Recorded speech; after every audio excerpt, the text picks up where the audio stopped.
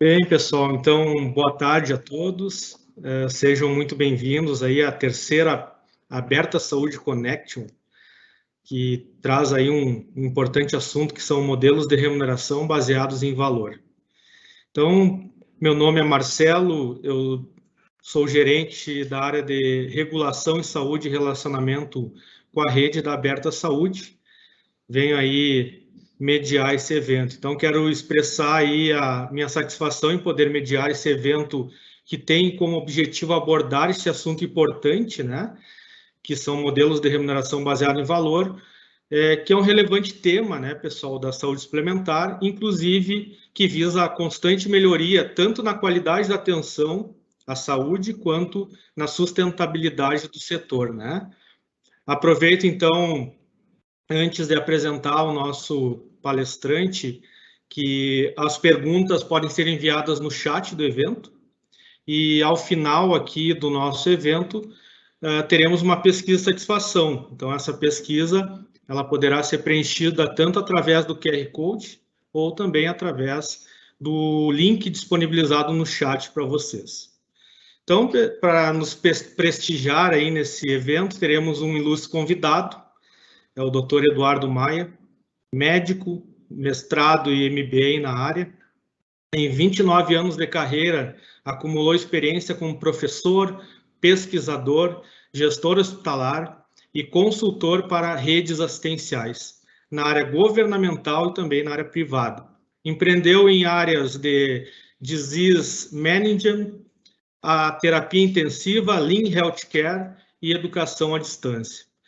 Ele ocupa o cargo de diretor nacional de inovação e estratégia da MIL e também foi responsável pela introdução das unidades observacionais nos hospitais da rede pelo desenvolvimento de novas arquiteturas de negócio, como principalmente o pagamento por orçamento ajustável.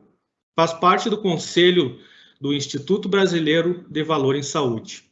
Então, Eduardo Maia, eu passo a palavra para ti e que esse evento aí venha somar com todos que estão presentes. Obrigado. Então, espero que todos estejam me ouvindo. E eu queria muito agradecer a oportunidade de estar aqui com vocês. É um tema que a gente tem tido a felicidade de poder estar trabalhando numa jornada. Eu quero aqui trazer para vocês, eu espero que todos estejam vendo a minha tela, e fiquem muito à vontade se tiver alguma intercorrência de poder nos alocar aqui a qualquer momento. Você vê minha tela, Marcelo? Tudo bem aí? Tudo ok. A tela ainda não estamos, a apresentação não está Ótimo. Beleza, sendo visualizada aí. deixa eu tentar trazer aqui de novo, então.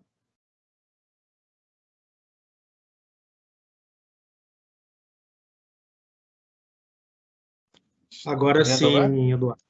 Sim. Perfeito.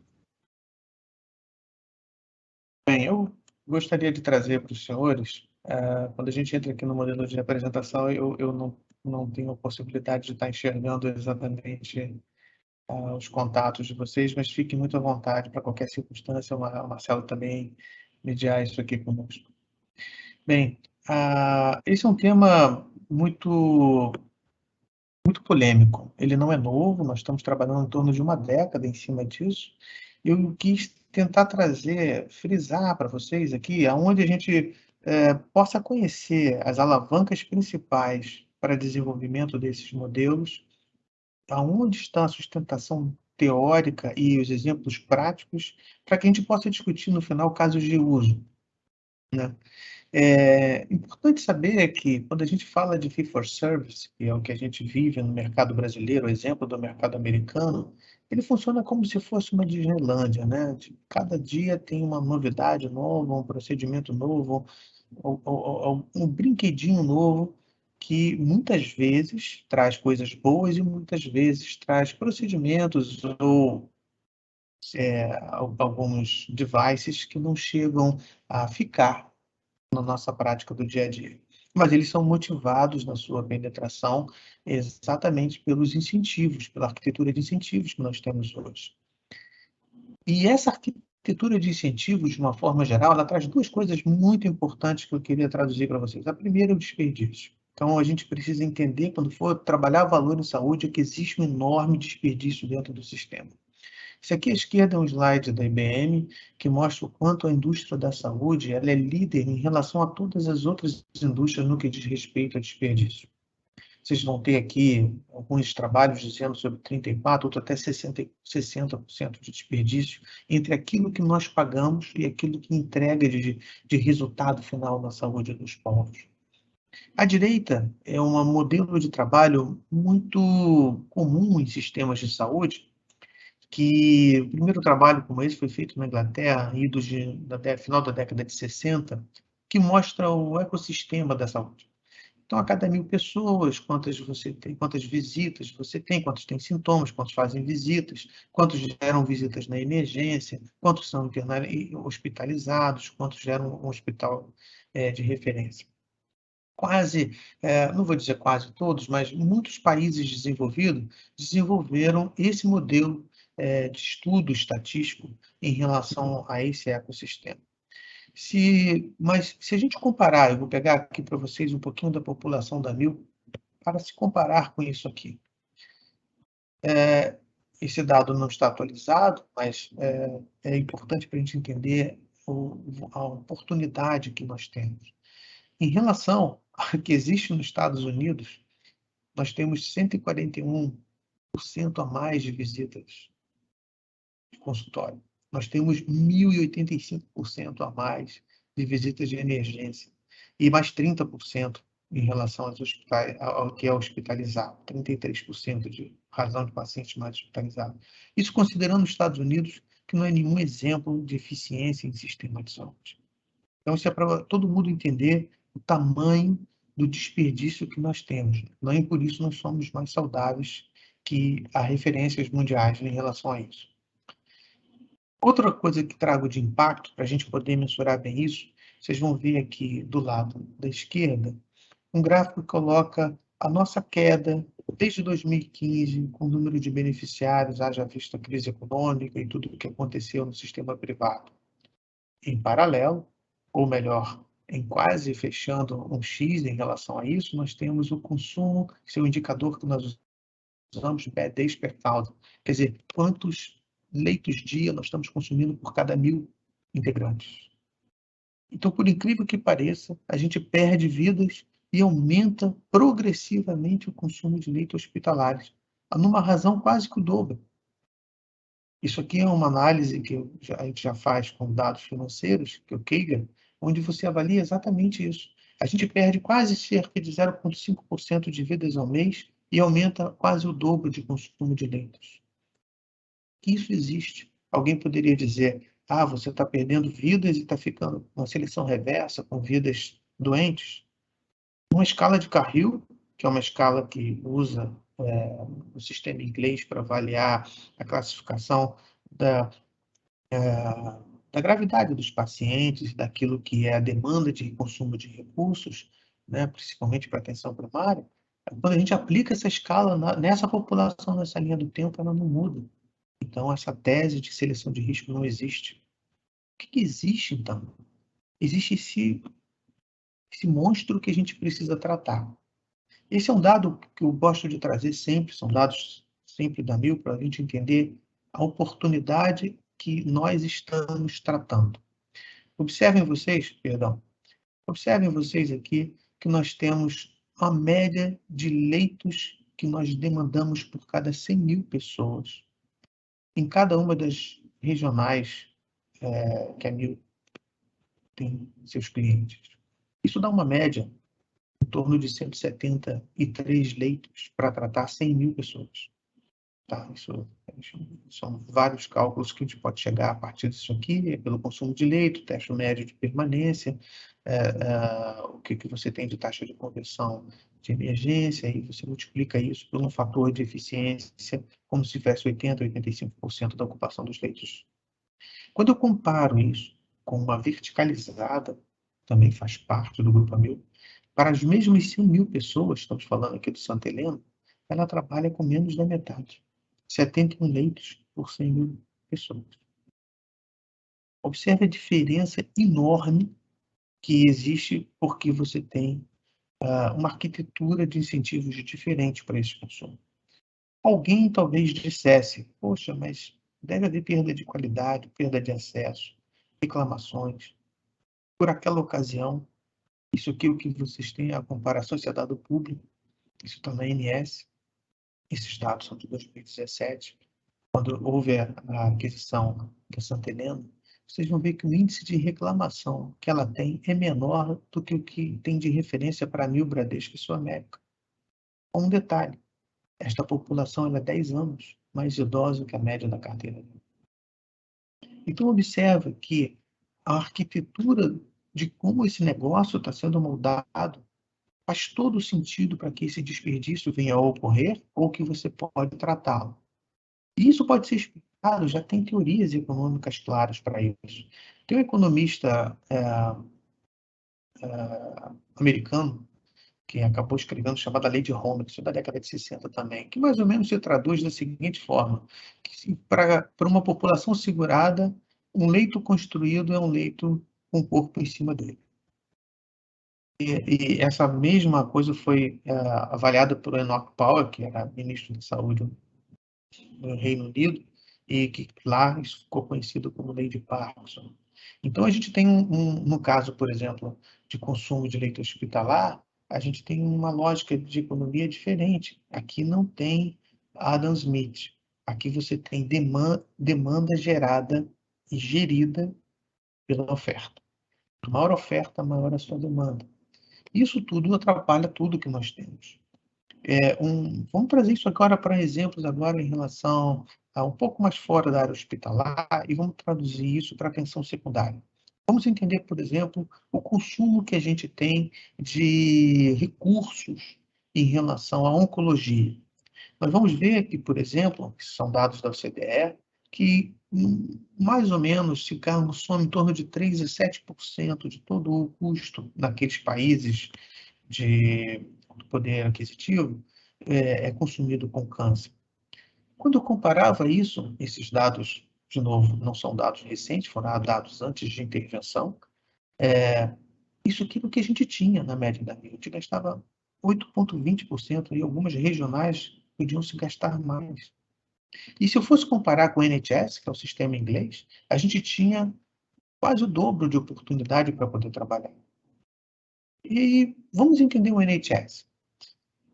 À esquerda, o que você tem é a prevalência de câncer, tanto masculino quanto feminino, por idade dentro da Inglaterra, dentro do Reino Unido, perdão. E observe que isso aqui, como todo mundo já conhece, guarda uma relação muito estreita com faixa etária. Então, nós temos aqui uma população idosa, muito idosa no Reino Unido, e uma população da Mil jovem, muito jovem. Então, por que então eu gasto mais recursos do meu orçamento de saúde com oncologia do que nos países que têm esta lógica de população, que trabalham com orçamento, que têm planejamento necessário? E isso provavelmente se dá aqui. Esse é um trabalho interessante, um artigo do JAMA, que mostra como se, na prática, você tem essa tomada de decisão médica. A gente tem sempre, de um lado, aqueles tratamentos que são claramente ineficazes, não funcionam, e aqueles que nós temos evidência clara que funciona. E, no fundo, nós temos um gradiente de cinza, cujos conflitos de interesses podem trazê-los para um lado ou para o outro. E talvez essa figura ela não represente a realidade dos fatos, porque esse gradiente de cinza é muito, muito maior do que isso aqui que nós estamos vendo. Se a gente trouxer para a mãe da medicina baseada em evidência, que é a cardiologia, a gente pode dizer que um pouco menos de 10% de todo o conhecimento médico está fundamentado numa evidência médica 1A. A partir daqui, você já tem a 2A, a 2B, que é esse gradiente de cinza que a gente está falando. E aqui tem um conceito de valor. O conceito de valor, que já temos uma década que estamos trabalhando sobre isso, ele traz exatamente aquilo que você entrega como desfecho por aquilo que é o custo. E enquanto nós tivermos aqui a variabilidade deste custo, porque nós não medimos o desfecho, esse gradiente de cinza, ele se tornará o nosso inferno astral. E isso se deve, talvez, e aí tem muita gente que estuda isso em teorias econômicas, porque em saúde a gente lida com o que alguns autores chamam de sistema complexo, hierárquico e heterogêneo. A gente tem uma assimetria de informação muito grande. Isso não é entre o cliente e quem presta serviço. A saúde é um bem certificado, não é qualquer um que pode fazer saúde. Eu não posso inovar saúde na garagem da minha casa, como quem faz um computador e vira rico depois. Essa desigualdade enorme, ela cria a necessidade de que você tenha, de forma estruturada, alguma forma que balanceie essas relações que nós chamamos de heterogêneas e hierárquicas entre compradores e vendedores. E na modelagem de um negócio de valor, a gente precisa ter conhecimento sobre essas ações. Ao que alguém perguntaria, poxa, mas por que então, se isso está tão errado, como é que isso se sustenta? Se isso é caro porque alguém paga por isso. E alguém percebe satisfação nisso. Esse é um estudo muito interessante, é o maior que eu conheço no cenário, que estudou 52 mil pessoas que foram, isso é publicado em 2012 no Archives of Internal Medicine, pessoas que passaram por procedimentos médicos e avaliaram a satisfação deles. O resultado é surpreendente. Ao que parece, a maior satisfação das pessoas está relacionada com o menor consumo de emergência. Perfeito, acho que ninguém quer ficar na fila de emergência. Mas está relacionado com o maior uso de hospitais, maior uso de tratamentos e drogas caras e o aumento da mortalidade. Então, observa-se que, se você falar que cliente tem sempre razão em saúde, quase sempre, provavelmente, para ele ficar satisfeito, ele vai gastar mais e vai morrer mais. E esse é o maior trabalho que eu conheço ainda no mundo sobre esta questão. Então, observe como isso é complexo. Isso aqui é um outro trabalho interessante que mostra sobre a acreditação dos hospitais. A gente valoriza muito, né, hospitais acreditados, Joint Commission, ONU.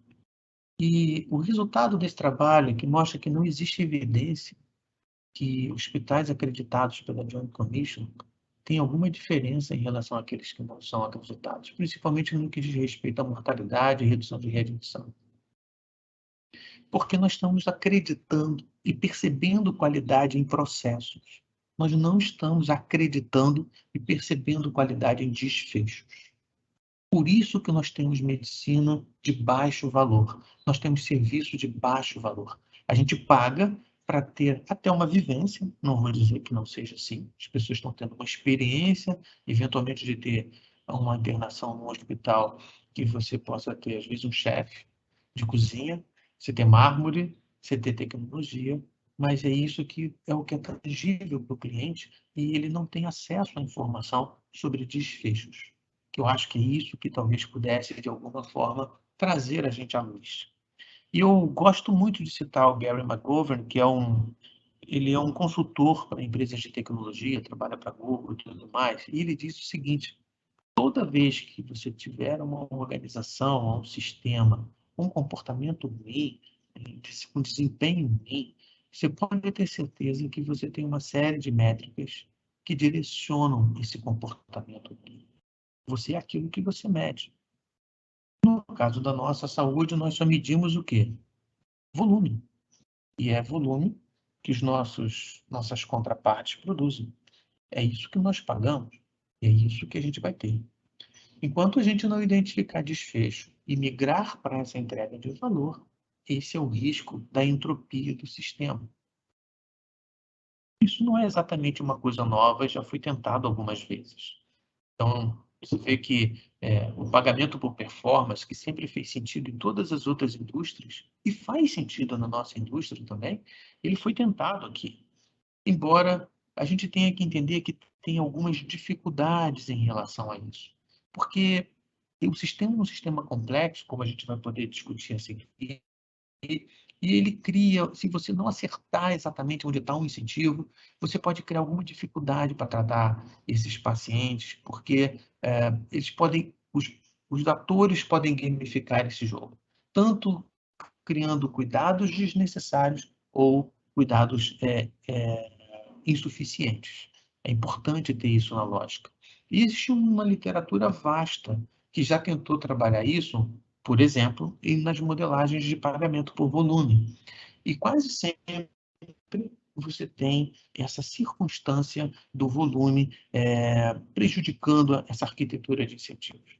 Então, você vai ver seleção de riscos, quando a pessoa você está tentando pagar por performance, você vai ver pessoas que não vão sentir perder o altruísmo daquilo que fazem, enfim, e médicos que de alguma forma podem gamificar esse jogo. Então, todo mundo já tentou as soluções simples. E a gente sabe que talvez essas soluções simples elas não vão nos levar a um lugar diferente da onde já chegamos. E isso, talvez, a necessidade de conhecer esse conceito do CAS, ou do Sistema Adaptativo Complexo, é que é onde está exatamente a saúde. Quando eu quiser pagar por valor, quando eu quiser criar uma meritocracia, eu preciso entender bem dessas alavancas que nós estamos discutindo agora. Por quê? Quando eu crio uma política, e uma política nada mais é do que uma arquitetura de incentivos, onde eu tenho vantagens e eu tenho punições, é isso que é uma política, grosseiramente falando, eu tenho que entender que esse é um sistema que tem capacidade de reagir à política que eu crio. Então, essa aqui é uma figura de linguagem que eu gosto de usar, é do Clemente Nobre, e que diz que o sistema de saúde é como se fosse uma bexiga com água ou com ar, que você aperta para um lado, ela consegue escapar do outro lado. E nesse cenário que você está vendo, ele tem uma única propriedade, que nós estamos falando aqui, que é a propriedade da elastância, né? Mas o nosso sistema de saúde é mais complexo do que isso. Ele é o chamado sistema complexo adaptativo. Ele tem capacidade de entender e reagir por princípios que não sejam exclusivamente físicos, mas como sistemas que existem na natureza, como a própria natureza per si, como os sistemas neurológicos, onde existe uma interação do prestador ou do ator, do stakeholder dentro do sistema, e ele atua respondendo a esse sistema com aprendizado. Em outras palavras, se de alguma forma nós imputamos a esse prestador alguma perda, essa perda marginal que seja, ou uma ameaça à sua sobrevivência, ele irá reagir como tal. Então, a gente precisa entender isso nas formulações de políticas baseadas em valor. Esse aqui, por exemplo, que parece um modelo complicado, mas eu diria que complicado é uma turbina de um avião, porque você pode não conhecer, mas toda ela está preparada para funcionar, cada partezinha funciona, tem uma razão de existir. Se algo desfunciona, você troca a parte e tudo volta a funcionar. O sistema, quando é um sistema complexo, ele é diferente. Ele é capaz de criar epifenômenos. Quando algo desfunciona, ele reage e cria circunstâncias que você não consegue, eu não tinha previsto, imponderado. Isso aqui que mais parece uma placa-mãe de um computador, na verdade, que você pensaria que é um sistema complicado, é um sistema complexo. Isso aqui é o sistema de saúde dos Estados Unidos. Então, você vai ver o Congresso, o presidente, os médicos aqui, os pacientes não aqui, e, enfim, aqui tem o CMS, que seria a ANS deles lá para o Medicare, Medicaid. Se você ameaça a existência de cada uma dessas células, ela vai reagir. Então, quando nós formos pensar em valor, isso também tem que estar no nome. E isso tudo porque, da forma como o sistema está montado hoje, nós temos atores que ganham com a doença e com o desperdício, atores que ganham com a saúde e com a sustentabilidade. Isso não é culpa de quem chegou no mercado. Simplesmente o mercado está moldado dessa forma. Você vai ter a indústria, uma boa parte da academia, que é financiada por indústria, médicos, hospitais, que ganham com prestação de serviço, independente com ou sem a saúde. E você vão ter outros que vão estar moldados para uma outra lógica. O que a gente precisa desenvolver é este conceito aqui, e ele é absolutamente possível, como eu quero trazer para vocês. fazer com que, de alguma forma, numa engenharia de negócio, aonde se entregue valor, todos possam ganhar com saúde e perder com doença. Porque quando você for programar um modelo de remuneração baseado em valor, você tem que presume-se que você está medindo o valor que você está entregando e entendendo esse custo. E é esta aliança que possa, de fato, dar sustentabilidade ao modelo, tal qual funciona nas verticalizadas.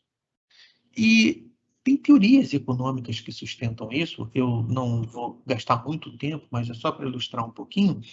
Existe um conceito chamado dos contratos incompletos, né? E a primeira vez que ele foi, isso aqui foi, o Wilson foi ganhador do Prêmio Nobel de Economia por conta disso.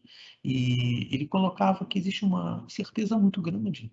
Não existe aquela racionalidade padrão quando você faz um contrato que a gente chama de contrato incompleto. E esse contrato incompleto, e nada é mais incompleto do que um contrato médico, porque você não consegue colocar cláusulas ali que consigam cercar todos os fenômenos biológicos. Isso é imponderável. E isso é possível de se gerar o que chama de comportamento oportunista, né? Principalmente onde você tem poucos agentes barganhando e que você tem uma especificidade desse asset, desse assunto que você eventualmente está em negociação, né? Isso é outros dois ganhadores de prêmio Nobel sobre contratos incompletos, o Holmstrom e o Oliver Hart. Eles ganharam em 2016. Eles falaram exatamente que você não pode especificar tudo dentro de um contrato. E o poder, tomada de decisão dentro de um contrato, vai pertencer àquele que pode tomar decisão em relação aos elementos não especificados dentro de um contrato. Ora, quem é que pode especificar um fenômeno biológico? Nunca vai ser a fonte pagadora. Quem vai definir se um paciente precisa ou não precisa internar, fazer ou não fazer alguma coisa, é o prestador de serviço. E é normal que assim seja. A única diferença é que ele não está com os seus interesses alinhados nem para a sustentabilidade do sistema e nem para a entrega de desfecho. E a gente não adianta a gente brigar contra isso. Quem conseguir uma solução contra isso aqui pode publicar que vai ganhar um prêmio Nobel de Economia, com certeza.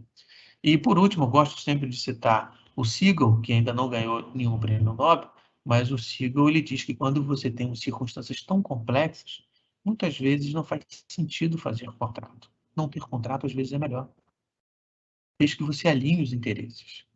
Bem, eu quero trazer isso porque todas essas coisas que vocês veem aqui, elas já foram tentadas para melhorar o sistema de saúde. Excelência operacional, medicina baseada em evidência, tudo. Só que, se você não montar uma arquitetura que sustente, que seja fundamentada nesse pagamento por entrega de valor, provavelmente isso aqui não para em pé. Pelo menos nenhuma dessas ações isoladamente conseguiu parar em pé durante muito tempo, por décadas que se vem tentando.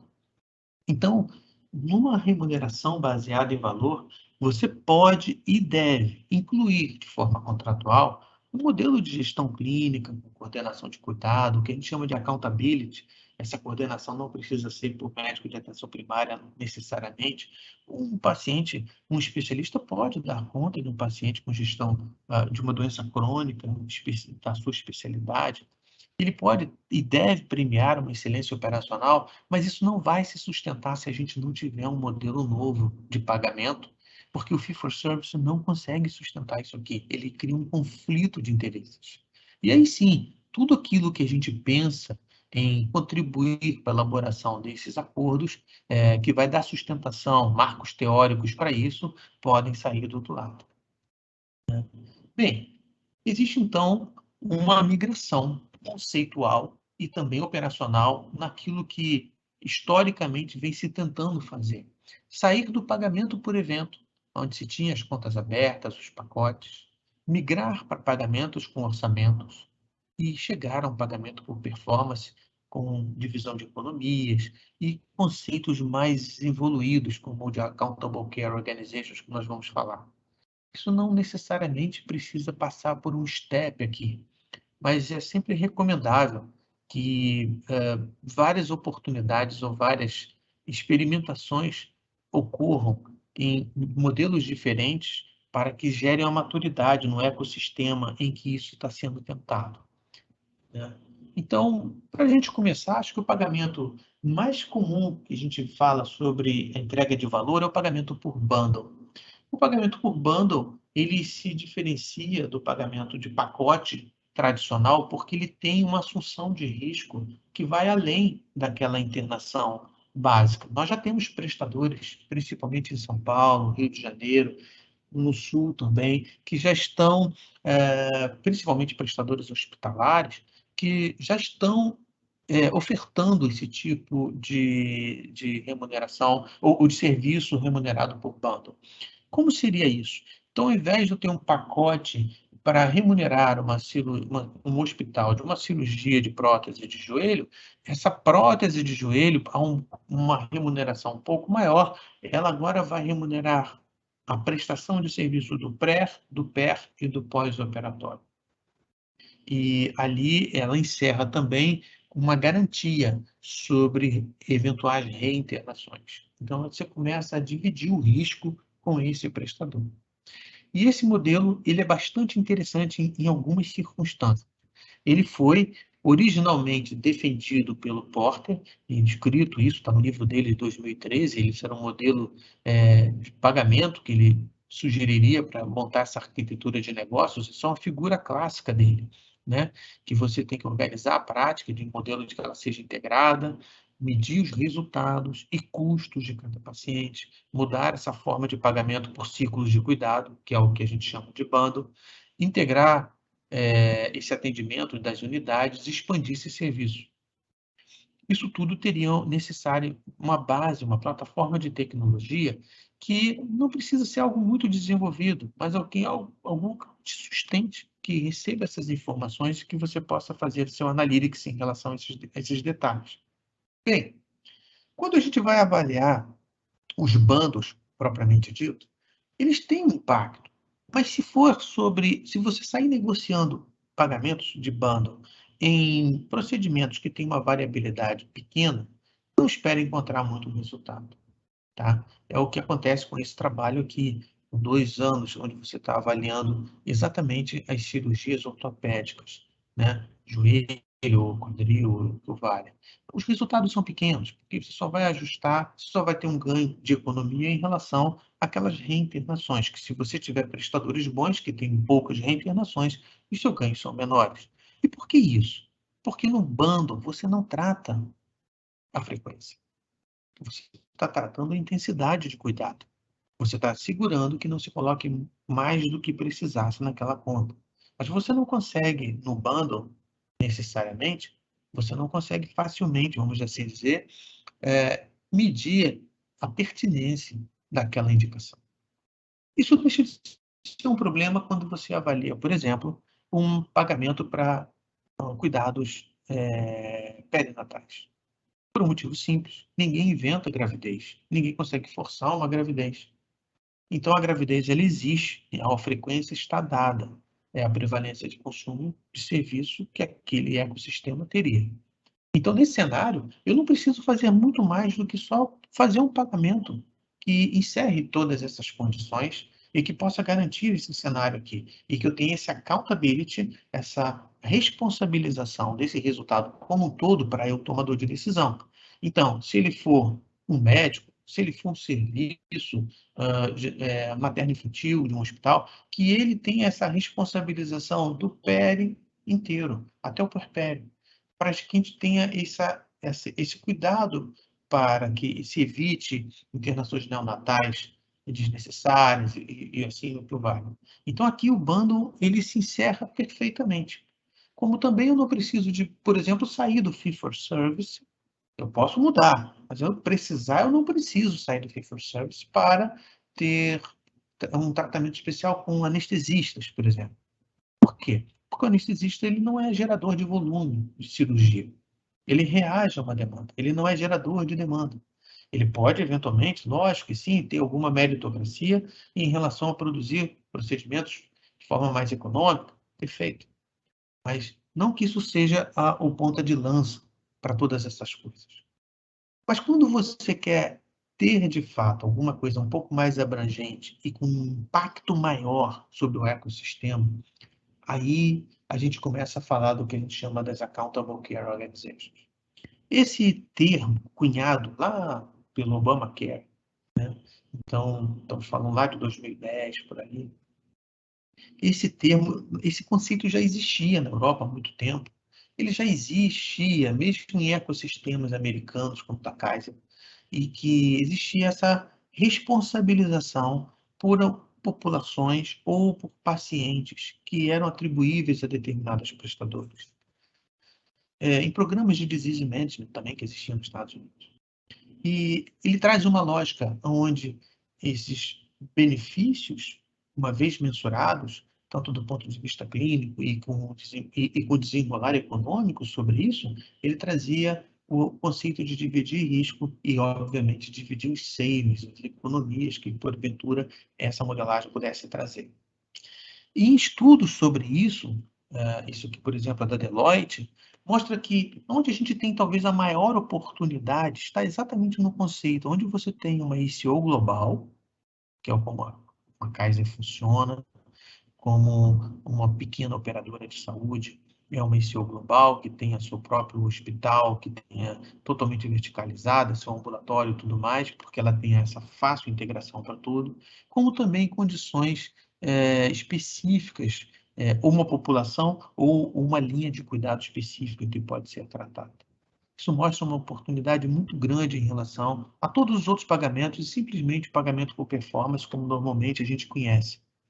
E quando você estuda o desempenho de cada uma dessas ICOs, e a ICO é totalmente fundamentada na entrega de valor, porque o contrato das ICOs, você pode ter divisão de economia, mas, por conceito, ele só pode estar atrelado à entrega de desfecho, à entrega de uma percepção de qualidade boa, alguns indicadores que a gente pode discutir. E quando a gente avalia quais são aquelas ICOs que entregam mais, são aquelas formadas por médicos. E quanto maior o volume de vidas, maior a oportunidade que elas têm de gerar economia. Por que médicos? Porque o médico ele é ordenador de despesa direto, ele é o tomador de decisão sobre o sistema.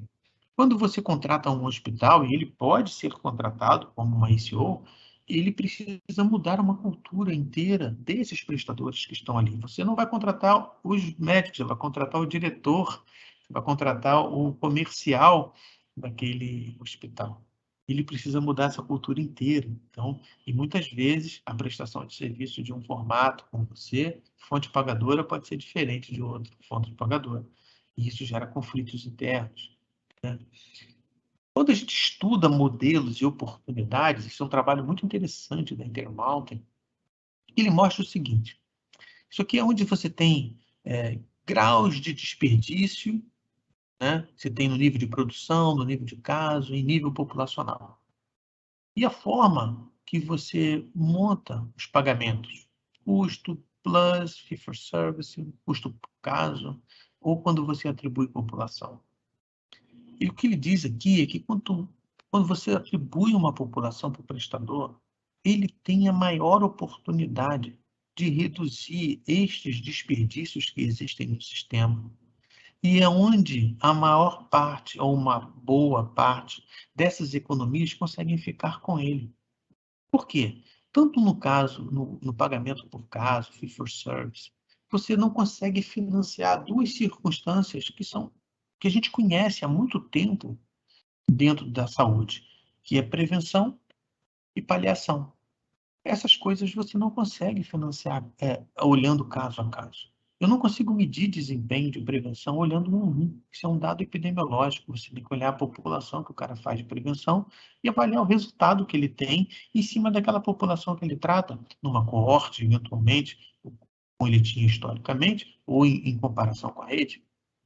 E quando a Intermountain faz isso, esse aqui é uma evidência clara de como isso é possível e reproduzível. Eles tinham os mesmos problemas que todo mundo tem. População envelhecendo, os baby boomers, né, os custos aumentando. E eles setaram alguns targets de inflação. Eu quero ter 1% de inflação inflação médica acima da minha inflação anual. E o que eles conseguiram é que, apenas tratando 30% dos seus prestadores em pagamento de base populacional, eles conseguiram fazer isso. Então, isso é uma evidência, construir isso. Mas como construir isso de forma que esse poder não fique somente com a fonte pagadora e que, de fato, a gente entregue valor num conceito em que todas as partes possam se sentir beneficiadas com isso? Primeiro de tudo, você tem que ter os desfechos para proteger a população da desassistência que, eventualmente, modelos captados podem fazer. Segundo, nós temos que criar um conceito de sociedade. E esse conceito, que não é exatamente novo, chama-se payviders, né? Que é payers, pagadores, com providers, prestadores de serviço. É uma fusão de interesses. É esse o modelo, é como se eu tivesse aquele prestador que pudesse ser meu sócio naquela operação daquelas vidas. Eu recebo por saúde e eu perco com doença. Ele pode também ganhar com saúde e perder com doenças. Então, esse cenário é possível de ser feito e tem sido um pouco acelerado agora nos Estados Unidos, entre grandes prestadores, entre grupos de médicos, entre hospitais, fontes pagadoras e grupos de profissionais. E ele tende a trazer esse conceito que a gente chama de convergência, porque para que essa eficiência venha para o sistema, eu preciso que esse dado médico, esse dado clínico que só o prestador tem, se junte com o dado econômico, de analytics, de oportunidades, e a gente tenha uma visão colaborativa desta população. E que a gente tenha divisão aqui de riscos e de savings, se assim acontecer. Bem, para tudo dar certo num sistema, isso aqui também é uma coisa muito bacana do Mount Sinai, se tudo der certo, os nossos leitos vão ficar vazios. E se falharmos, eles vão ficar cheios. Porque cada eficiência que você der no seu sistema de saúde, você vai reduzir o consumo de leitos. Poxa, mas como é que eu vou contratar um hospital se ele vive disso? O hospital pode viver e ganhar dinheiro por ser resolutivo e não necessariamente por ter seu leito ocupado. Isso também é uma forma da gente ponderar a entrega de valor. Vou dar um exemplo disso aqui para a gente poder discutir. Esse aqui é um conceito que eu trago para a gente já começar a provocar essas discussões, que diz respeito ao bundle de emergência. Então, imagina, por exemplo, que ao invés de eu pagar para um indivíduo que tem um pacote de emergência e aquelas internações em interno, né, em fee-for-service ou em diária global, eu começo agora a ter uma remuneração fixa por paciente que passe na emergência. E a taxa de conversão, ela está embutida ali dentro. O hospital passa a não ter mais interesse em internar o paciente, ele passa a ter interesse a ser eficiente, a ser resolutivo. E aqueles que ele tiver que internar, ele passa a ter interesse em também ser resolutivo, ser rápido, porque ele não ganha dinheiro colocando mais coisas na conta, nem ficando com ele mais tempo. Seria uma coisa tão simples quanto, por exemplo, eu pego todo o custo do tratamento de emergência. Então, vamos dizer que eu peguei um hospital X, e peguei aqui, olha, ele teve 10 mil atendimentos de emergência e teve 500 internações vindas da emergência naquele ano. Junta todo esse dinheiro e divide pelo número de pacientes diferentes. Não estamos falando de reconsultas. Pacientes diferentes que passaram por ali. Logo, você vai ter o preço por cada paciente tratado. E isso é dado, uma coisa fácil de você bater. O prestador sabe esse número, você sabe esse número, ele é matematicamente confiável e conferível, né? E você pode, a partir dali, propor uma lógica. Olha, eu sei que cada doente meu que passa aqui na tua emergência, ele custa 5 mil, 10 mil reais, seja lá o que for. Estou fazendo esse preço médio. Olha, vamos fazer um acordo. Eu preciso ter essa previsibilidade, você também. Vamos fazer por esse custo, você continua mandando as contas para mim. E se por acaso você melhorar a sua eficiência e conseguir reduzir isso por 8 para 7, a gente pode dividir essa vantagem no final. Enfim, são ideias que você pode traduzir isso na entrega de valor, né? Bem,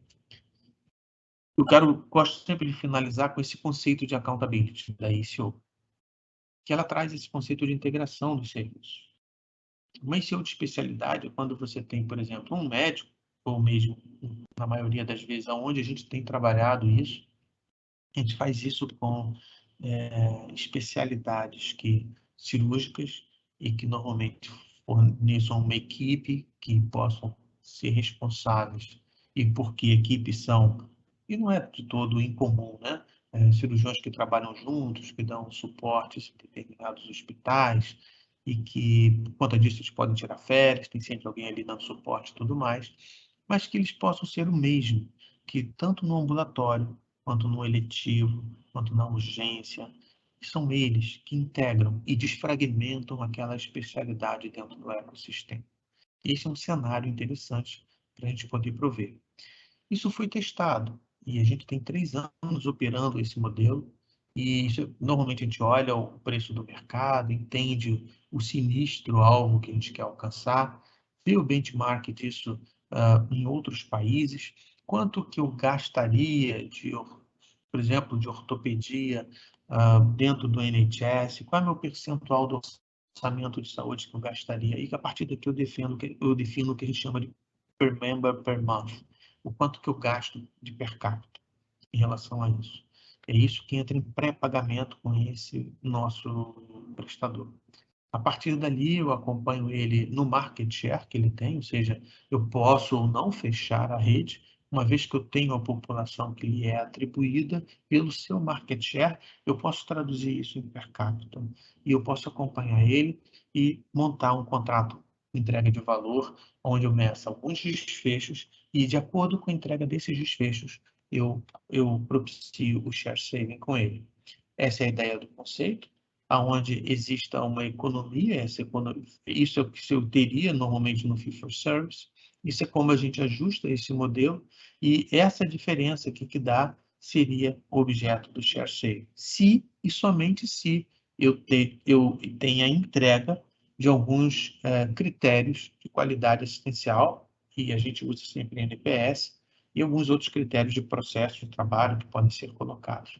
Bem, testamos várias circunstâncias como essas, várias delas, como qualquer processo de inovação, mostraram-se verdadeiras, outras nem tanto, e você vai aprendendo, vai rodando o PDCA, mas o resultado é muito interessante e vale a pena, porque o desperdício no sistema é muito grande. Então, se você tiver a chance de fazer um contrato ideal, ele idealmente pode ser ajustado por risco, ou não, se você tiver dificuldade de fazer pelo primeiro momento, você atribui o cuidado, ou e aquela população, você precisa prototipar, você não sai lançando tudo de antemão, você prototipa, aprende, vê as métricas, como a gente diz com frequência em inovação, você pivota aquilo que eventualmente não está adequado, né? E busca desenvolver esse comprometimento de divisão de risco e divisão de vantagens para com o nosso prestador. E sempre com métricas de qualidade e desfechos que são mutuamente acordados. Você não precisa medir absolutamente tudo. Você pode começar a medir alguma coisa. Aquilo que é tácito, aquilo que é explícito, aquilo que a sociedade, especialidades entendam como bom padrão e que gere uma lógica para você. Bem, isso aqui é um dado claro para vocês verem dos resultados que nós tivemos, que a primeira que a gente desenvolveu foi uma ICO com ciclo de cirurgia vascular. O que você está vendo aqui é um gráfico onde eu avalio o custo e volume de procedimentos dessa especialidade. E o que você está vendo em azul são as marcas óticas, são os pacientes nossos que são tratados pela ICO. O resto dessa dispersão toda é o que você tem pela estatística da rede. Então, observa que a eficiência e a menor variabilidade acontece quando você tem esse comprometimento desse prestador para esse conceito que entregue valor. E isso aqui, para vocês terem uma ideia da oportunidade que a gente desenvolveu. A cirurgia vascular é um exemplo bastante interessante. Então, quando eu comparo a redução, isso aqui são dados por 10 mil usuários, tá? Então, eu tenho um determinado ICO e comparo com uma outra praça que eu não tenho. Eu tenho 48% de diferença em cirurgia arterial e chega a 230% de diferença em cirurgias venosas.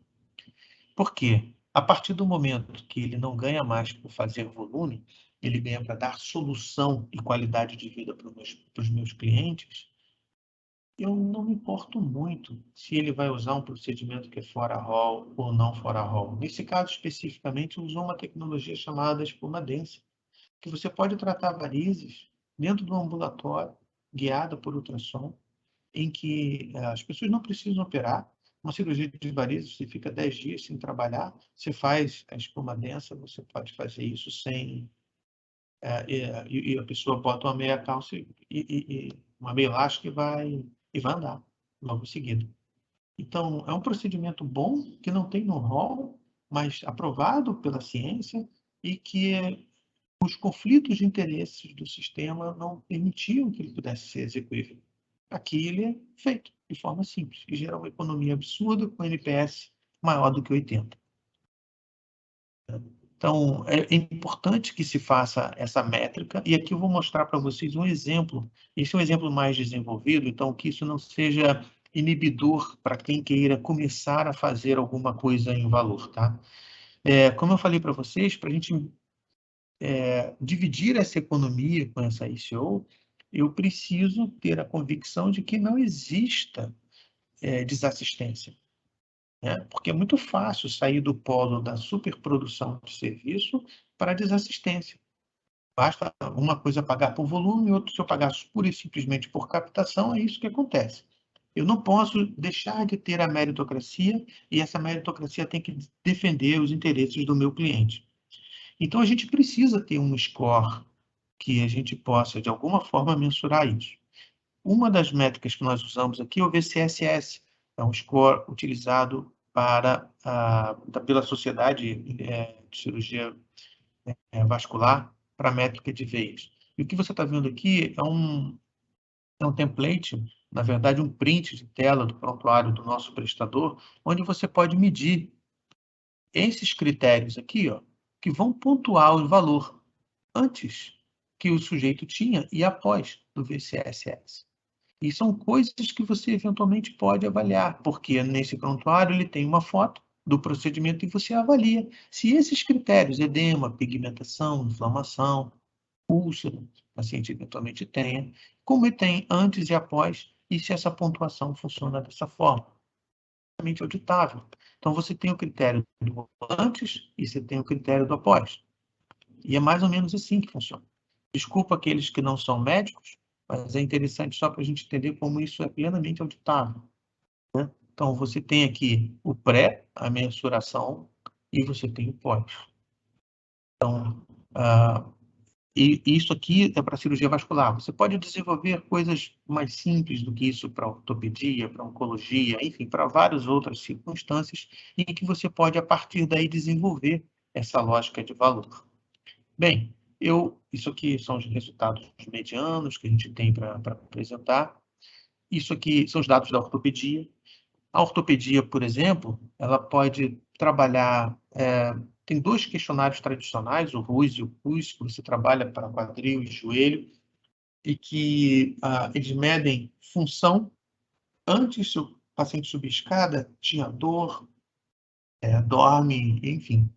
E questionários de qualidade de vida, que podem ser feitos antes e podem ser feitos após. E você pode acompanhar isso, né? Entendendo a linha de base, com 3 meses, com 6 meses. E esse aqui é um questionário aqui 5D de qualidade de vida, que você utiliza, e também junto com o RUS, para avaliar aqui a cirurgia de quadril. Né? E você, a partir daqui, isso aqui, por exemplo, nós usamos com um centro ortopédico, né, que trabalha para a gente e que a gente tem remuneração baseada em valor. Então, essas são as experiências que a gente tem. Não precisa começar com uma coisa muito sofisticada, mas é preciso começar. Se a gente não tiver uma métrica de alguma forma fundamentada em desfecho, a gente sempre vai estar viciado naquela estrutura que eu comentei com vocês, da remuneração baseada em valor, aonde quem toma decisão Perdão, remuneração baseada em volume, onde quem toma a decisão tem sua percepção de qualidade atestada por acreditação, atestada por sociedades de especialidades, mas que não estão relacionadas com desfecho. Então, é fundamental que se mensure o desfecho, que aí sim a gente começa a capturar as oportunidades para os modelos baseados em valor. Eu gosto sempre de terminar com uma frase do Meng, porque muitas coisas simples já foram tentadas, né? Mas para todo problema complexo sempre existe uma solução simples, elegante e completamente equivocada. Então, aqui eu termino minha apresentação com vocês.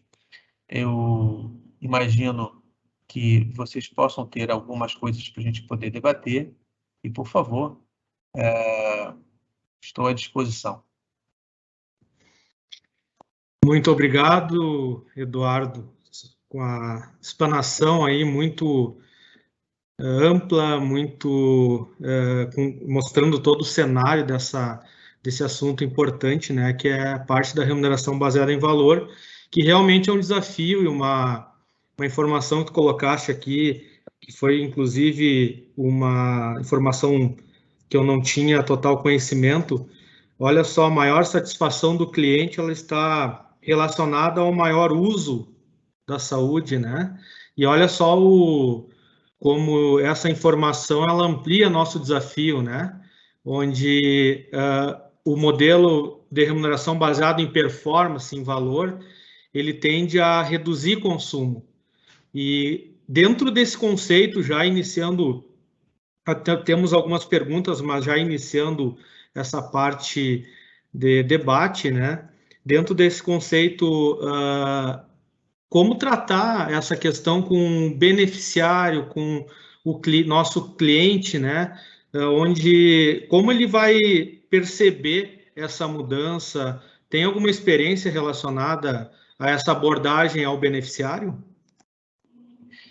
A experiência que a gente tem é de fazê-lo passar por esses prestadores que estão vocacionados para a sustentabilidade.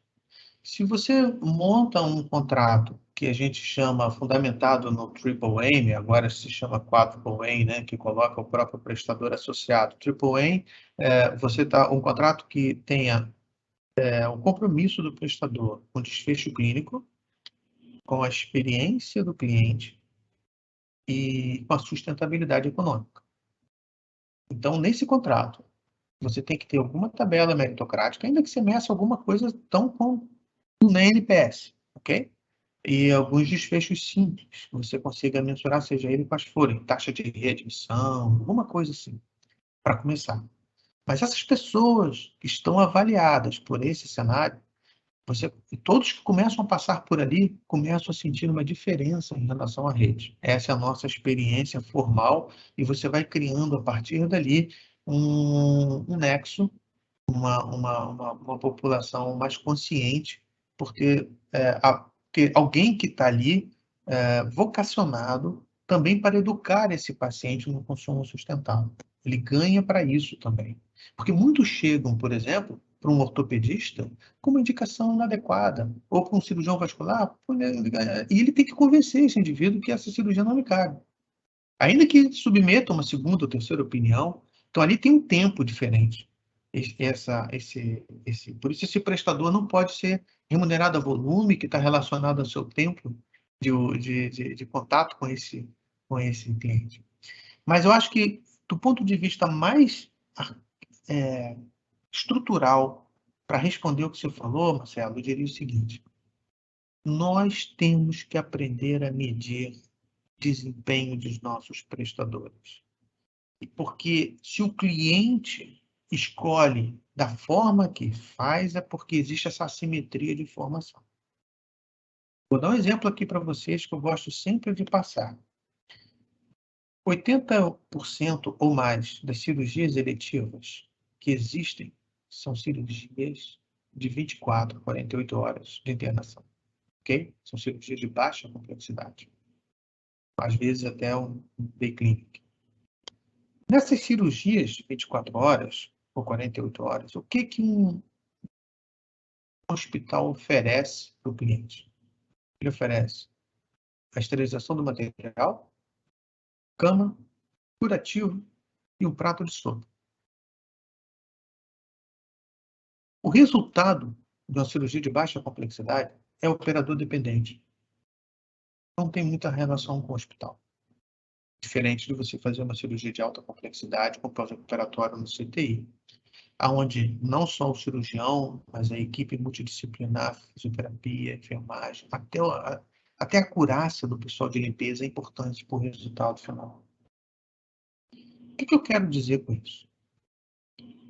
Se vou sugerir aqui, se a Berta fizesse um levantamento e dissesse o seguinte, olha, eu vi aqui que cirurgia de hérnia, duvido que vocês vão achar algo diferente.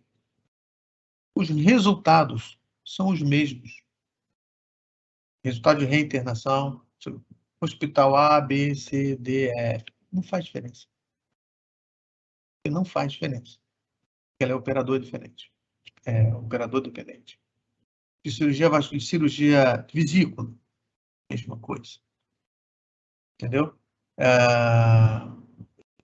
Pode-se criar um ordenamento sem perda nenhuma de qualidade, aonde aquele prestador esteja direcionado para você, para o local, que você possa ter uma diferença.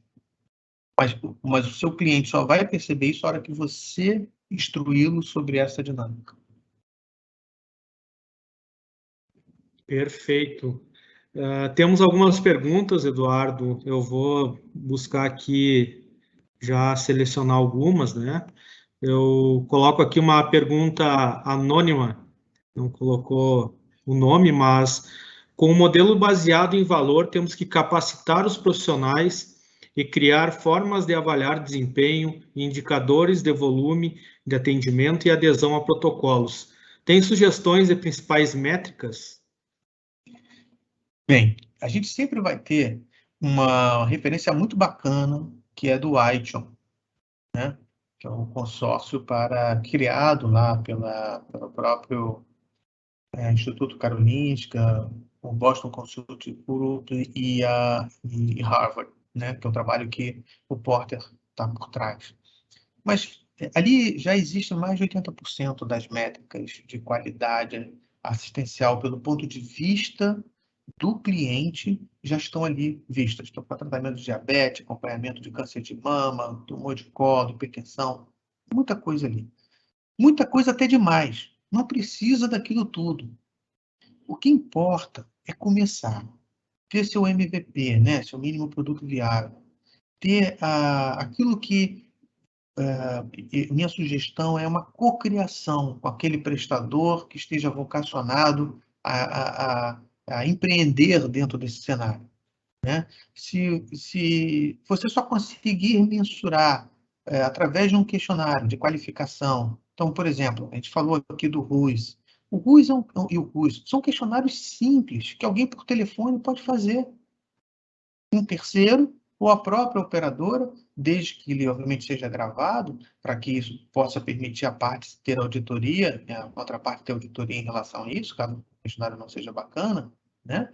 Então, são os questionários que você avalia antes, qualidade de vida da pessoa antes e avalia depois. Tem muitas experiências assim, vou fazer em aplicativo, pode fazer de qualquer jeito, mas a verdade é que tem que começar, né? E por telefone você consegue fazer isso, né? E a pessoa se sente cuidada, tá? Quando você faz isso, a pessoa se sente cuidada. Somos daqui, a gente quer avaliar sua qualidade de vida antes, depois, vai ser um segmento assim, assim, assim, assado. Isso pode ser feito pela própria operadora, pelo próprio prestador. Não sei se eu fui claro. Ok, não.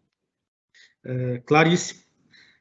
Referente a uma questão importante, Eduardo, até dentro das práticas de mercado, tem até operadoras iniciando talvez um processo de avaliação de performance mais visado à governança clínica, né?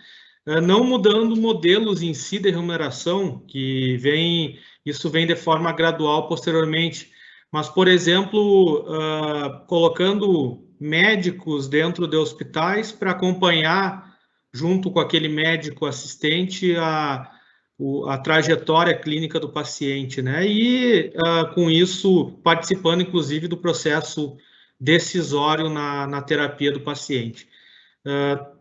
Na tua visão, tu enxerga isso aí, essa prática como também uma prática de modelo de remuneração baseado em valor?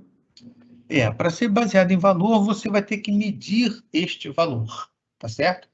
O que não significa que isso não seja um agente econômico, que dê economicidade para o sistema, tá? Então, por exemplo, a Prevent Senior tem um modelo de operação assim no Rio de Janeiro, muito interessante, mas eles conseguem essa accountability, que é o termo. Esse profissional que está lá, como é que funciona? Ele é o médico daquele paciente. Então, quando o paciente interna, ele chama este médico como tomador de decisão.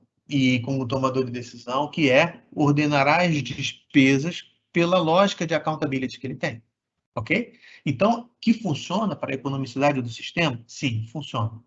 Chega a ser valor? Não sei, porque eu não conheço os detalhes da contratação deles. Mas para ser por valor, eu tenho que medir um desfecho, seja ele qual for, e atribuir o custo para este desfecho, né? E eu posso ter valor sem necessariamente fazer uma divisão de lucros, sem ser o share sale, mas eu tenho que medir o que eu estou entregando de saúde, né? Seja qual for esse indicador. Perfeito. Inclusive, quando eu falei num cenário, realmente eu tive a oportunidade de já ter participando da negociação representando o hospital com a própria Prevent Senior, né? E realmente foi nesses modelos e nesse molde, né? Inclusive, a característica da carteira é uma carteira mais idosa, né? Onde a sinistralidade seria maior, entre aspas, né? Mas eles conseguem realmente fazer uma governança bem próxima ao paciente, né? Tem mais uma pergunta aqui. Países que já amadureceram a redefinição do valor em saúde perceberam que deve-se estender a visão e o conceito de paciente cidadão. Nessa linha, o cidadão deve ter não só todo o sistema desenhado ao seu redor, mas também uma responsabilidade social que colabore com a sustentabilidade da cadeia de saúde. Tal responsabilidade estendida faz com que o cidadão possua obrigações de promover e cuidar da própria saúde. Tem alguma sugestão de como podemos educar o beneficiário no que tange a responsabilidade no autocuidado? Tem várias formas de a gente fazer isso. Mas eu gostei muito da pessoa que acabou de fazer esse comentário aí. Eu não consegui acompanhar o nome, mas... É anônimo ainda. Poderia estar o Anônimo. nome, Eu vou Eduardo. responder o anônimo. Por quê? O que acontece com esses países que estão mais avançados com isso? Já existe uma consciência social neste cenário de que lá fora, principalmente na Europa, se usa um conceito chamado de willingness to pay.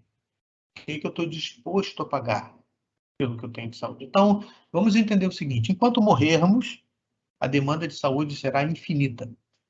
Ok? Então, se eu só quiser atender tudo que eu tenho de saúde, não vai sobrar dinheiro para educação, para infraestrutura, para segurança, para absolutamente mais nada. Então, um povo desenvolvido, ele já, em algum momento, e aí vamos falar Reino Unido, vamos falar de Suécia, Noruega, vamos falar de Irlanda, vamos falar de Holanda, né? Eles têm um orçamento da saúde bem estabelecido. E esse orçamento, ele é cascateado para os tomadores de decisão. Então, por exemplo, um GP na Inglaterra, que seria o nosso médico de família aqui, ele não tem só aquela população ali que lhe é atribuída, que ele é responsável, mas ele tem um orçamento para lidar com aquilo. E existe muito parecido com o nosso SUS, que nós não fazemos uso, com o Conselho de Saúde, Conselho Nacional de Saúde, Conselho Regional de Saúde, Conselho Municipal de Saúde, essas coisas, as câmaras técnicas. Eu presenciei uma situação onde, por exemplo, tinha uma paciente de responsabilidade desse GP que tinha um câncer terminal e tinha uma oportunidade terapêutica que pudesse eventualmente alongar a sua sobrevida em mais 3 meses. E ele não toma essa decisão sozinho, ele reúne membros da comunidade para elencar isso. Diz assim, isso aqui vai significar menos tantas ressonâncias, menos tantas tomografias, menos tanto para o resto da população. Então, essas decisões polêmicas, elas são fundamentadas por esse conceito de cidadania. Então, a primeira coisa que a gente precisa entender é o seguinte: a demanda é infinita. Ponto. Então, a gente tem que entender o que quem está disposto a pagar por ela. Porque num sistema de orçamento ou num sistema de mutualismo, como acontece com qualquer seguridade, tem uma lógica muito simplista que diz o seguinte: toda vez que eu quiser dar tudo para alguns, vai faltar alguma coisa para todos. Então, a forma é ir instrumentalizando essa população nesse sentido. E isso tem que ser de forma tangível. Olha, este tratamento aqui, ó, que custou R$150 mil de doença rara para fulano, ele custa 1.500 tratamentos de diabetes por 2 anos. E as pessoas têm que, de alguma forma, ir se balanceando em relação a isso. Não significa que você não vai tratar, mas as pessoas têm que começar a ter noção desse cenário, porque ele é um cenário matemático, e você não pode fugir dessa matemática. Perfeito, Eduardo. Também uma questão importante nesse cenário de modelos de remuneração. Primeiramente, se nós formos avaliar, ele inicia numa relação entre prestador e operadora-prestador, né?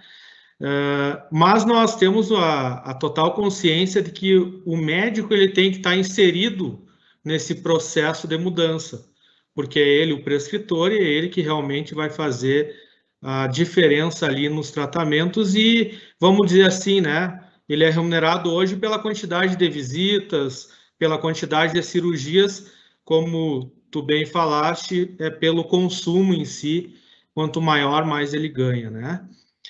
Para iniciar esse processo de construção e evolução entre uma operadora e um prestador, qual que seria a tua orientação para incluir e incentivar o médico nesse contexto?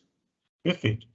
Primeira coisa que a gente precisa conhecer são os nossos números de uma forma de como se gerem os sistemas de saúde no mundo, que é diferente de como a gente gere uma seguradora tradicional. Uma seguradora tradicional, mesmo seus sistemas informática, eles estão preparados para medir quantas vezes custa o custo unitário daquele negócio ali. Tem um custo médio e você mede quantas vezes aquilo acontece. Nesse cenário, você não consegue medir o custo evitado que, eventualmente, aquele colega possa gerar, a eficiência que ele pode gerar. A gente consegue medir o que é o mais barato, a gente não consegue medir o que é o mais econômico. O mais barato é o menor ônus de curto prazo. É você dizer o seguinte, ó, eu tenho um pacote de angioplastia aqui que custa X, vou levar tudo para lá que é mais barato. Mas se você não medir se aquele angioplastia, a taxa de readmissão, de reinternação é maior que o cara em um ano, você está deixando de ser mais econômico. Porque o conceito mais econômico, você tem que avaliar o custo desse indivíduo na linha do tempo, que é o ônus do desencaixe e o custo da manutenção daquilo que você está fazendo. Então, a primeira coisa que a gente tem que saber é o que de fato é mais econômico para mim.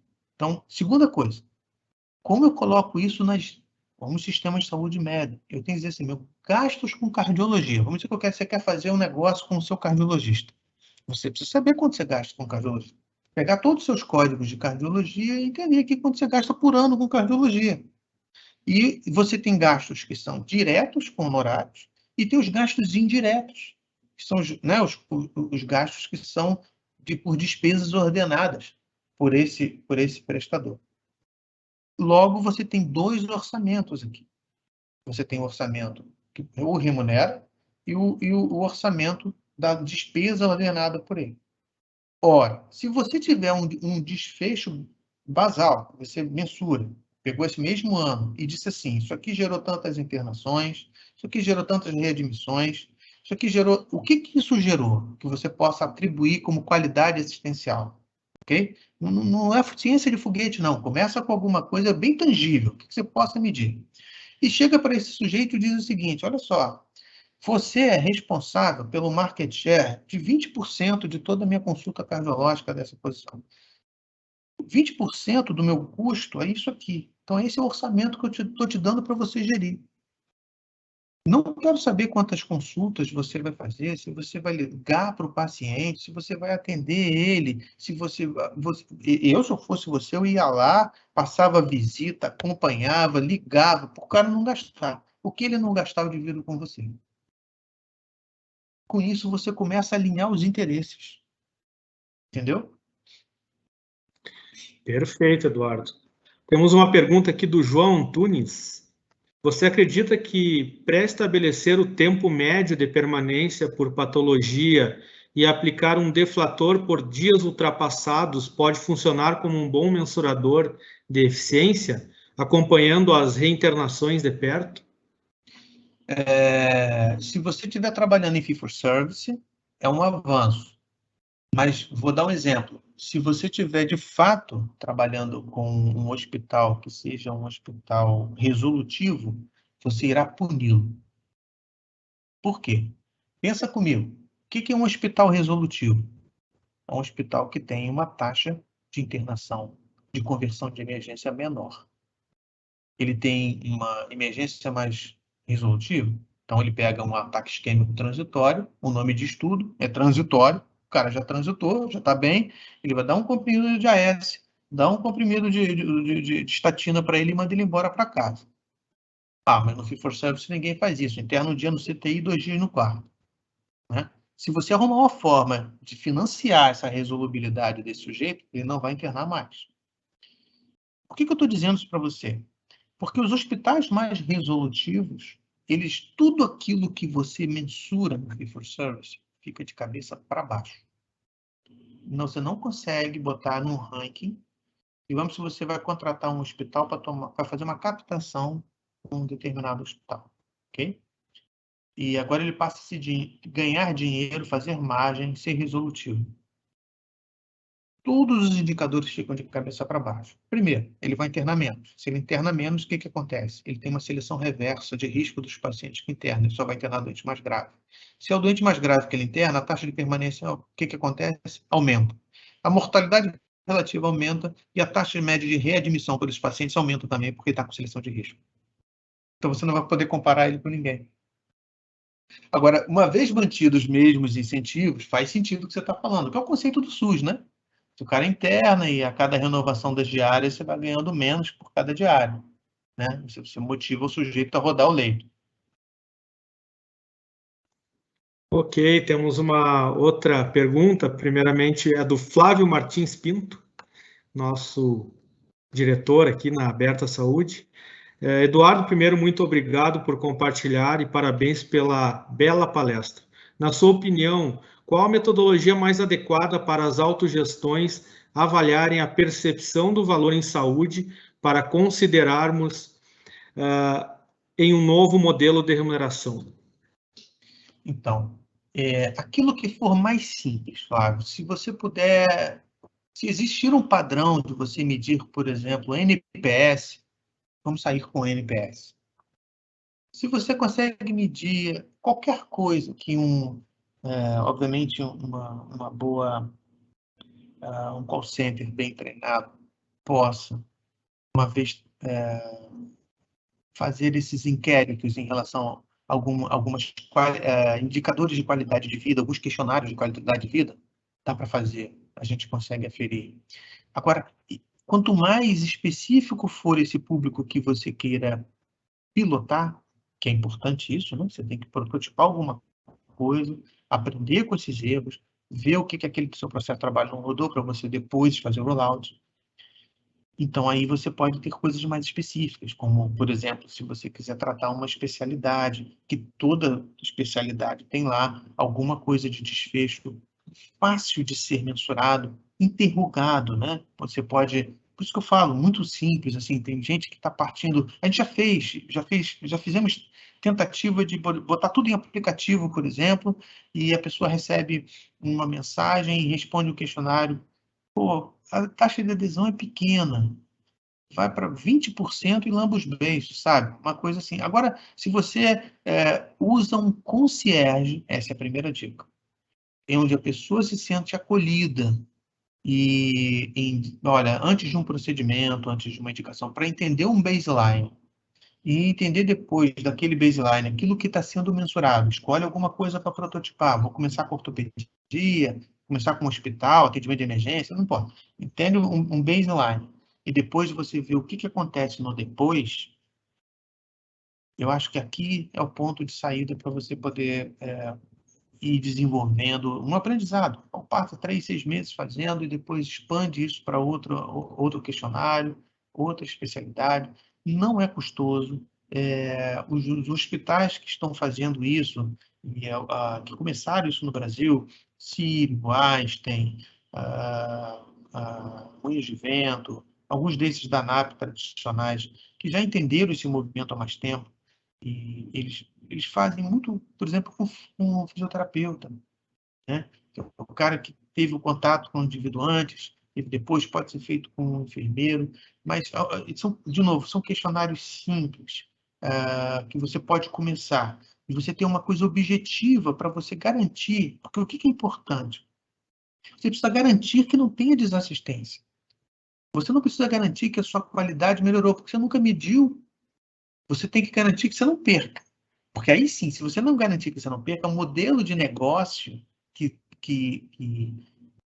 passe para o nosso prestador o conceito de sociedade, que ele é um sócio daquela operação, que vai ganhar com a saúde, ou seja, aquilo que tiver mais saúde e sobrar recurso, você pode passar para ele numa meritocracia, você precisa garantir que ele não perca essa qualidade assistencial.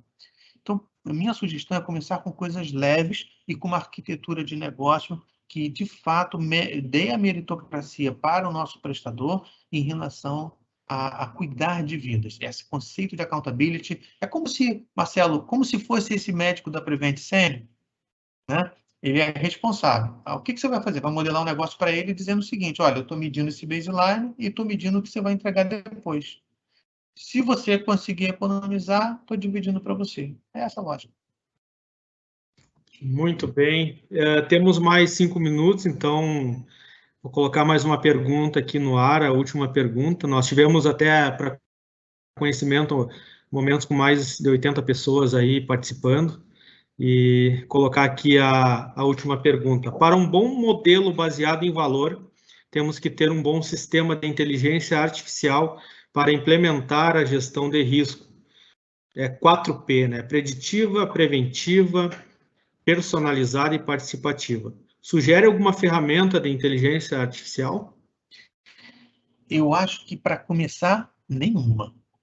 Porque a empresa como um todo, ela precisa ganhar musculatura no desenvolvimento disso. Então, fica precoce e, às vezes, as tomadas de decisões elas podem ser enviesadas pelo início da coleta de informações. O que a gente sugere é que haja, sim, uma consultoria de quem trabalha com essa coisa de valor, isso pode agregar, né? Nós começamos no Excel, Excel mesmo, rodando Excel, tirando, extraindo dados, porque o nosso sistema não tem essa coisa de base populacional. Nós estamos agora, depois de 3 anos, mexendo na instalação de alguma coisa que possa verificar dessa forma. Mas eu não tenho dúvida que isso é o futuro, que vai poupar muito trabalho para a gente. Mas meu receio é que agora a gente treine os algoritmos com viés. Então, primeiro você tem que fazer as primeiras análises, ter um estatísta que avalie isso com você, critique os dados, avalie se essa população que você avaliou tem um N suficiente para você ter uma afirmação adequada ou não. Então, acho que as primeiras análises, essas primeiras coisas, elas têm que ser de fato em laboratório artesanal, que você não invista muito recurso nesse cenário, que isso seja um fator, um bloqueio de entrada. Muito pelo contrário, aquele conceito da inovação. Eu quero chegar num carro, beleza, mas a primeira coisa é produzir um patinete. Se ele for capaz de andar alguma coisa mais rápido do que meu passo, já está funcionando. Depois desse patinete, eu vou lá e boto uma bicicleta. Depois eu boto um motorzinho da bicicleta. Chego na moto, viro um carro algum dia. É esse o cenário que a gente tem que produzir. Então, eu não sou favorável a gente partir para uma coisa robusta do ponto de vista tecnológico, enquanto você está vivendo ainda uma maturidade de processos internos e que, eventualmente, podem criar inputs inadequados no sistema. E, se o input não for bom, a saída não vai ser boa também. Muito boa a tua orientação, Eduardo, e realmente começar com o básico, né? Começar aos poucos aí é uma orientação importante. Bem, pessoal, primeiramente, então, eu quero agradecer aí a participação de todos aí na live e principalmente agradecer, Eduardo, tu em compartilhar, né, esse grande conhecimento aí conosco. E realmente é uma imensa satisfação poder escutar uma pessoa que tem um domínio aí neste assunto como tu, tá? E, pessoal, então, aqui tem o QR Code, né, na tela, quem puder acessar aí e fazer a pesquisa de satisfação, nós agradecemos, tá? Eduardo, obrigado, tá? E estamos à disposição sempre. Deixo a palavra aí para finalizar com o pessoal. Eu gostaria muito de agradecer o convite. É um prazer sempre falar com isso. Mas, Marcelo, você vai estar me devendo ainda que eu preciso aprender com você, com as suas experiências também. Então, isso aqui é uma coisa de troca. E é importante que todo mundo saiba, está todo mundo aprendendo. Né? Tá todo mundo aprendendo o tempo todo. E isso é outra coisa que eu gostaria muito de motivar vocês, que continuem fazendo isso. Porque existe muita gente fazendo. Sul América tem iniciativas, várias Unimed têm iniciativas, Porto Seguro tem iniciativas rodando sobre isso. E, assim, é muito interessante trocar isso, porque todos nós vamos nos beneficiar da evolução desse sistema para uma coisa mais sustentável. Né? Então, é muito importante essa troca. Mais uma vez, eu agradeço a oportunidade de vocês e eu pretendo marcar com você, Marcelo, para aprender um pouquinho também. Igualmente, igualmente. Vamos conversar. Obrigado, pessoal. Então, chegamos ao final aí da nossa live. Um abraço a todos.